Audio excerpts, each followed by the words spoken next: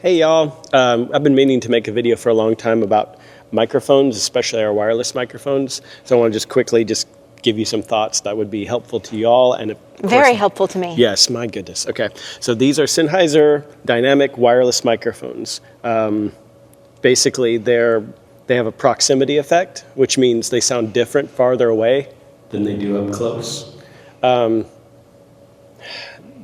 sweet spot for these, it really depends on how you're singing. If you are just absolutely belting, then you may want to be 3-4 inches at the most and maybe just a little off axis. But not here. But this is hardly ever the right way to do it. I don't care how loud you're getting, please, not down here. Yep.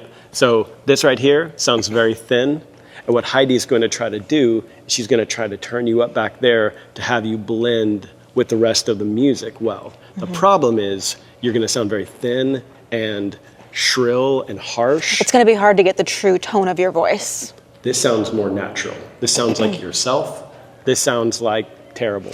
Or this. Yep. I've seen this, I've seen this, I've seen this, I've seen this. All are bad. Don't do it. So this right here is about the most natural. So about 1 inch away.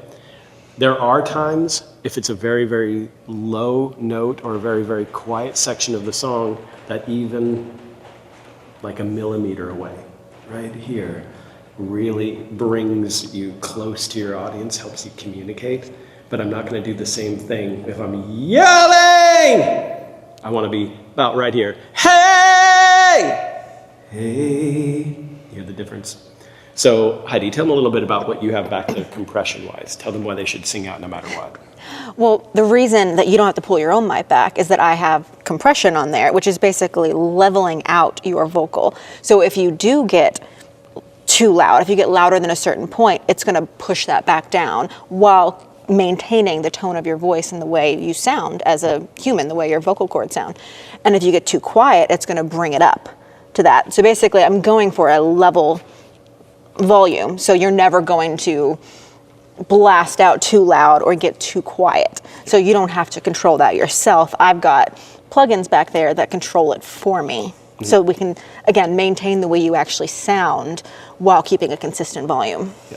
So if you're not very confident, holding the microphone back here is not going to make you sound better. No. We're still going to hear you if we want to hear you. That's her job. Yeah, because that's the thing. Like, if I think you should be heard, you're getting turned up. Yep, that's her job, is to blend everything together.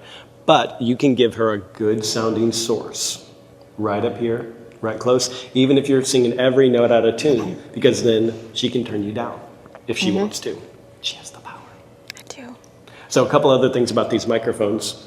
This right here is the antenna. If you hold on to this, you are literally causing a barrier between this and the antenna, which is right over there. And in the student center, it's up all the way into the booth, which is even worse.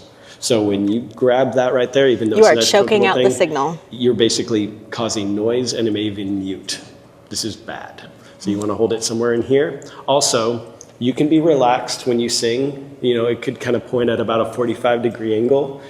You may have been taught that you have to bring your elbow up and point it like this. This, it just makes people uncomfortable. This just looks like I'm kind of like, this to me is very comfortable. If I'm singing like this, I feel like I'm standing up straight. The microphone is kind of pointing down. Feel free to grab it up closer if you want, a little bit further down if you kind of want to do this deal. That's stylistically, but just you don't feel like you're about to, you know, go march in a marching band with your Now, what if they have a mic stand? Still, you can hold on to your mic stand. You want it kind of pointing between your lip and your nose. That's where you're kind of the brightness and clarity. So even if you're using a mic stand, you still have to step into it. You can't have the mic stand here and stand this far away from it and expect to be picked up where you actually still sound good. Again, I can get it up there. It's just not going to sound like you. Yep. So getting up nice and close to the microphone. If I'm singing Amazing Grace, how sweet the sound that saved a wretch like me.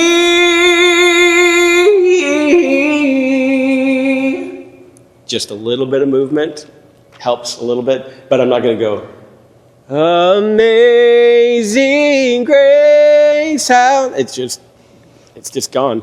When she turns it up, she's picking up everything around, the air conditioner, the noise, and eventually it'll pick up the speakers, which is why you get feedback. Yeah. So it's much better to get close. Now, are there exceptions to that, like times where they might want to hold it here for a minute?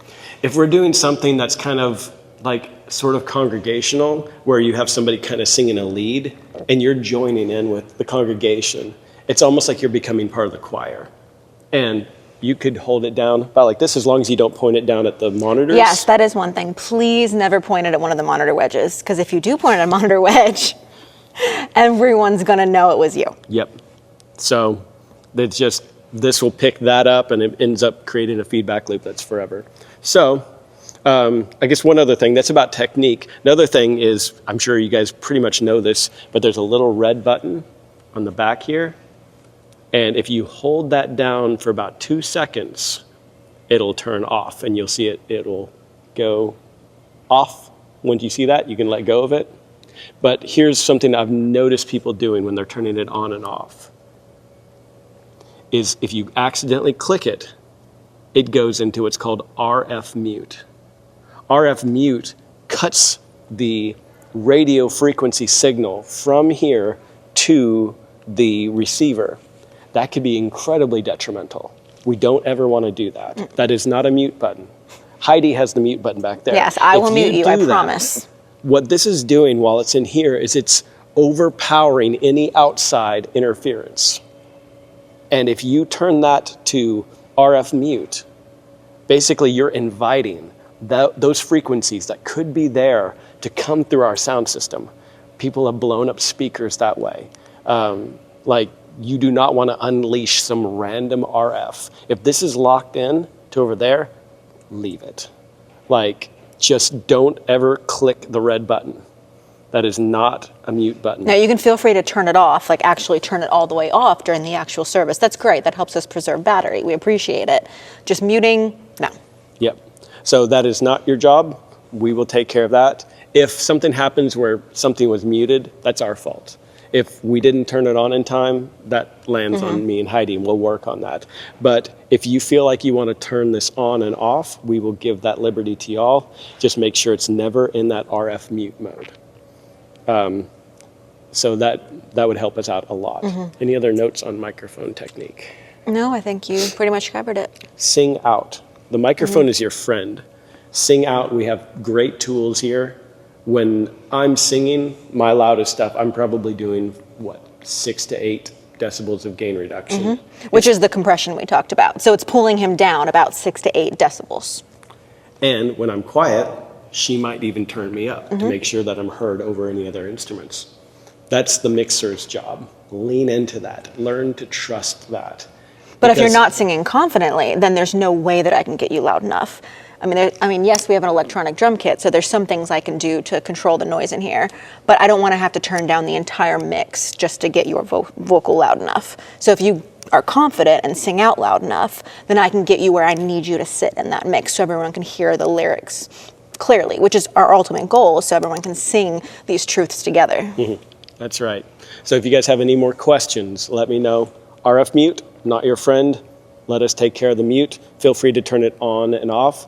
Batteries are really easy to change. If you ever run into a situation, we have rechargeable batteries back there in that little AV closet. But in the Student Center, we actually have them right on stage. Yep.